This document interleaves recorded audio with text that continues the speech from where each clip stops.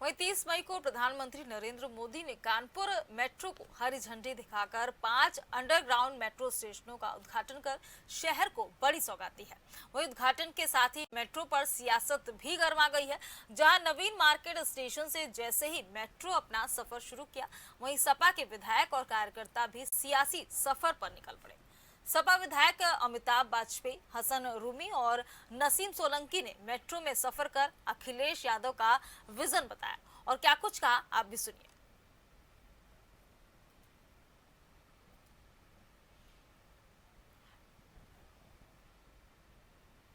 Kanpur metro के उद्घाटन के बाद सियासी गलियारों में भी एक गर्माहट तेज हो गई। अखिलेश यादव का विजन बताया है नसीम सोलंकी ने।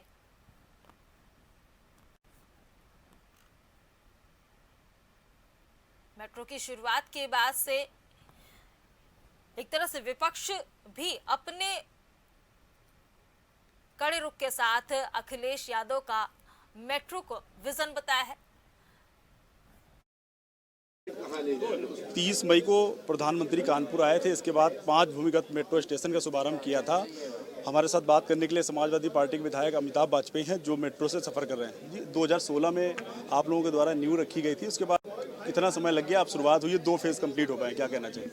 इसी बात पे आज हम ऊपर वाले को धन्यवाद दे रहे हैं कि देर लगी बनाने में उनको, पर शुक्र है उन्होंने बनाई तो। और अपने नेता अखिलेश यादव जिन्होंने सोचा कानपुर के लिए, विज़न दिया, डिसीजन लिया, बजट दिया, उनको हम लोग आज के दिन धन्यवाद भी दे रहे हैं।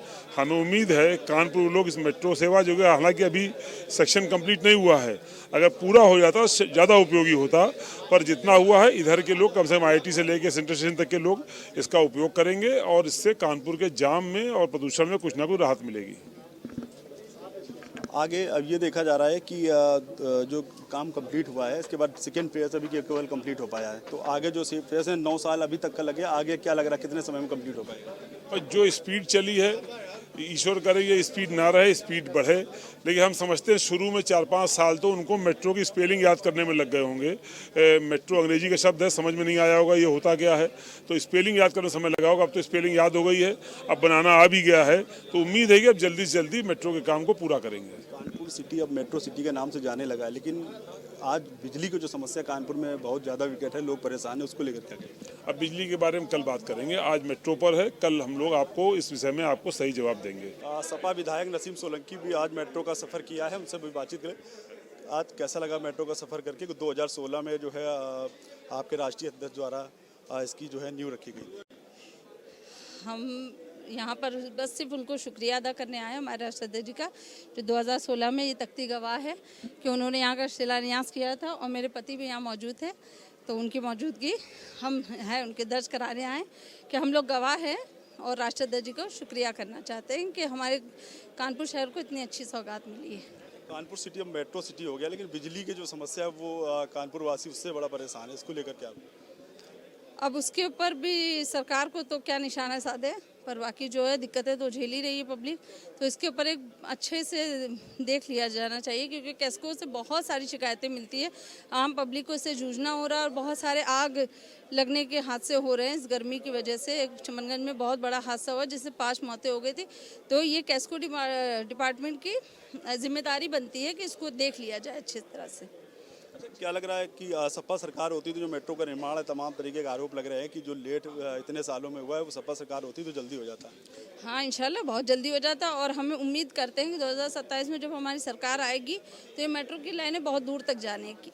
अच्छा, क्या लग रहा है कानपुर वासियों को मेट्रो के बाद कितना जाम से मुक्ति मिलेगी? प्रदूषण को लेकर के क्या लग रहा है, कितनी राहत मिलेगी? हाँ, काफ़ी राहत मिलेगी, क्योंकि ट्रैफिक की वजह से बहुत जूझ रहा है कानपुर शहर, क्योंकि हम लोग भी फेस कर रहे हैं दिन भर दिनचर्या में, तो ये बहुत बड़ी जो है राहत है कानपुर शहर के लिए, खास तौर पर ट्रैफिक को लेकर। 30 मई को कानपुर प्रधानमंत्री पहुंचे थे और कानपुर के 5 भूमिगत मेट्रो स्टेशन का उन्होंने शुभारंभ किया था। आज समाजवादी पार्टी के 3 विधायक मेट्रो स्टेशन का सफ़र करने निकले हैं और हमारे साथ बात करने के लिए समाजवादी पार्टी के विधायक हसन रूमी जी, उनसे बात करते। अखिलेश यादव ने 2016 में इसकी नींव रखी थी, अब जाकर काम पूरा हुआ, क्या कहना?